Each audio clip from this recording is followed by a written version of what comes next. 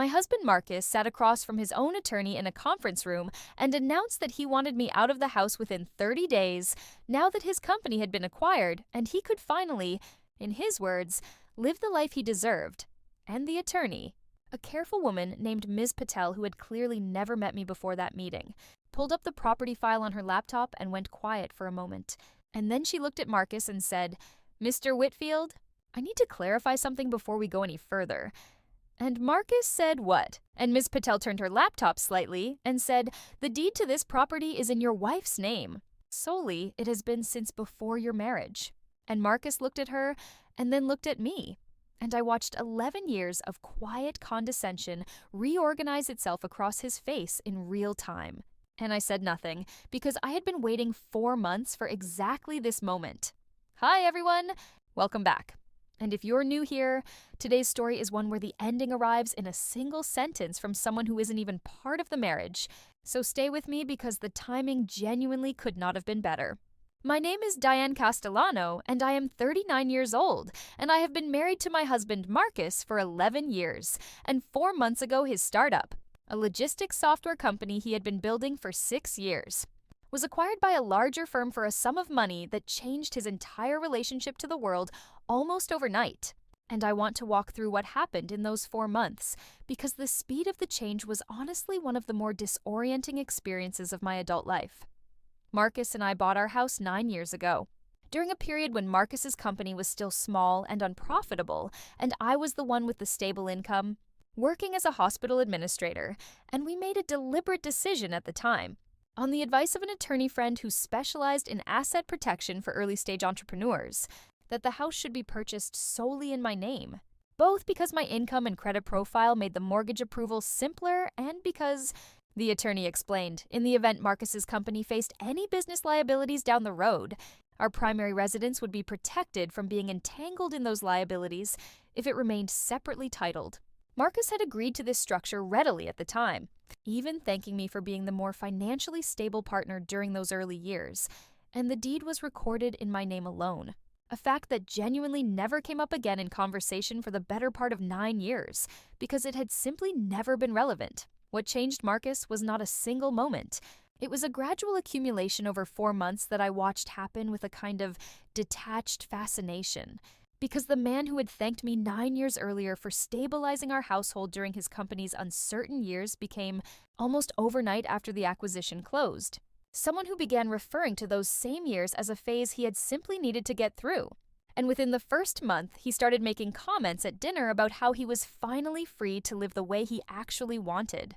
And within the second month, those comments became more specific, including one evening when he said, almost offhandedly, "I think once things settle, I'm going to want a place that actually reflects where I am now, not where we started." And I asked him what he meant by that, and he said nothing specific. Just thinking out loud, and I let it go, though I noted it carefully.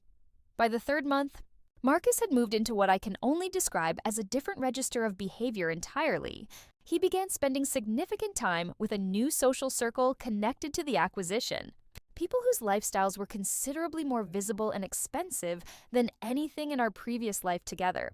And he started using language about our marriage in the past tense in ways that felt less like slips and more like rehearsal, saying things like "when we were building this together," as though the partnership had already concluded in his mind, even though nothing had been formally discussed between us. And I want to be honest that I found this devastating in a quiet, private way that I did not initially share with anyone, because 11 years is a long time to watch someone's fundamental orientation toward you change that quickly. By the 4th month, Marcus scheduled a meeting, not with me directly, but with his newly retained attorney, Ms. Patel, and told me afterward, almost as an afterthought, that he had decided it was time for us to formalize a separation, and that he wanted to discuss the house specifically because, in his words, given everything he had built recently, he felt it made sense for him to retain the primary residence and for me to find other arrangements within a reasonable time frame, which he specified as 30 days, and I want to be clear that I did not correct him in that conversation. I simply said I understood he wanted to discuss the house and that I would be available whenever he scheduled the meeting with his attorney, and I let him walk into that meeting. believing the conversation about the house was going to go the way he expected. I attended the meeting because Miss Patel's office had included me on the invitation as the other party to the property in question, which Marcus had apparently not anticipated would matter, since I do not believe he had actually looked closely at the deed himself in 9 years, having simply absorbed an assumption over time that the house was, functionally, ours, in the sense that he lived there and contributed to expenses, without remembering or perhaps ever fully registering the specific legal structure we had deliberately set up 9 years earlier for entirely different reasons. The meeting opened with Marcus stating plainly that he wanted to discuss terms for me vacating the property within 30 days, framing it as a generous timeline given everything, and Ms. Patel, who had pulled the property records in preparation for the meeting as standard due diligence, paused, looked at her screen, and said, "Mr. Whitfield, I need to clarify something before we go further. The deed to this property is recorded solely in your wife's name. It has been since before your marriage began.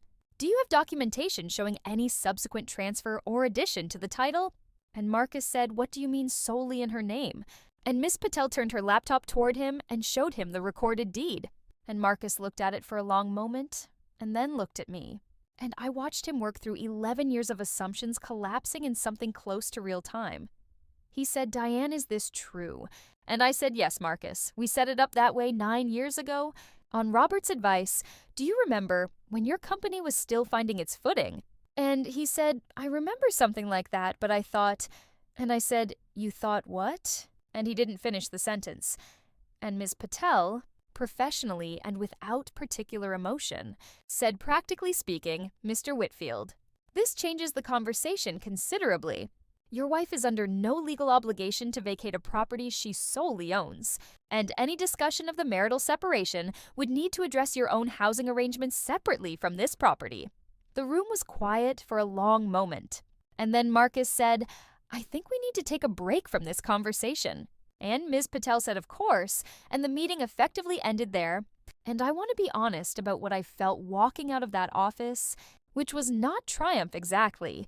It was something closer to a long overdue clarity, because for 4 months I had watched Marcus build an entire imagined future that simply did not account for facts he had never bothered to verify, facts that had been available to him for 9 years, if he had ever taken the time to actually look. In the weeks that followed, Marcus and I did eventually have the separation conversation, properly, with both our attorneys present. And the terms were fair and were resolved according to the actual legal realities of our situation rather than Marcus's initial assumptions. And I kept the house, and Marcus found his own place. And I do not think Marcus ever fully apologized for the 4 months leading up to that conference room, though he did say, near the end of our final joint meeting, "I think I got ahead of myself about a lot of things." And I said, "Yes, Marcus, you did." And I let that be the end of the conversation, because some realizations do not require a longer response than the simple fact that arrives when someone finally checks the paperwork they assumed they already understood.